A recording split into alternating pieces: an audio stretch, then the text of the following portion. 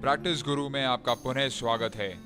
विज्ञान और तकनीक के इस अध्याय में हम कान और सुनने की प्रक्रिया के बारे में पढ़ेंगे। सुनने की क्षमता हमारी एक इंद्रिय है और कान हमें सुनने में सक्षम कराते हैं। कान ऊर्जा परिवर्तक के रूप में कार्य करते हैं।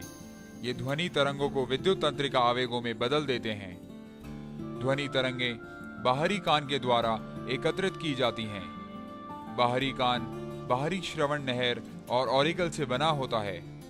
ध्वनि तरंगें कान की नहर के द्वारा मध्य कान को निर्देशित की जाती हैं। यहाँ ध्वनि तरंगें कान के ड्रम पर गिरती हैं। कान के ड्रम लचीली गोलाकार झिल्ली होती हैं और जब ध्वनि तरंगें इनसे टकराती हैं तो इनमें कंपन होता है।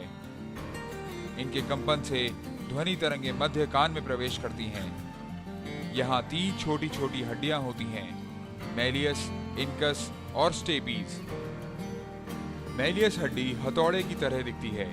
इनकस हड्डी का आकार निहाई की तरह होता है और स्टेपिस हड्डी रकाब की तरह दिखती है। ये तीनों हड्डियों को एक साथ कान के ऑसिकल्स कहते हैं। कान के ऑसिकल्स कान के ड्रम और भीतरी कान के बीच पुल का कार्य करते हैं।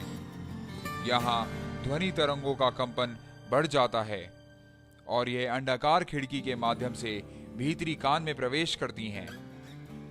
भीतरी कान में कॉक्लिया होता है जो घोंगे के खोल के आकार का होता है। कॉक्लिया में झिल्लियों की कई परतें होती हैं और ये परतें तरल पदार्थ से भरी होती हैं। जब ध्वनि तरंगें अंडाकार खिड़की में कंपन पैदा करती हैं तब ये तरल पदार्थ हिलता है और सूक्ष्म केश कोशिकाओं को हरकत में ला देता है।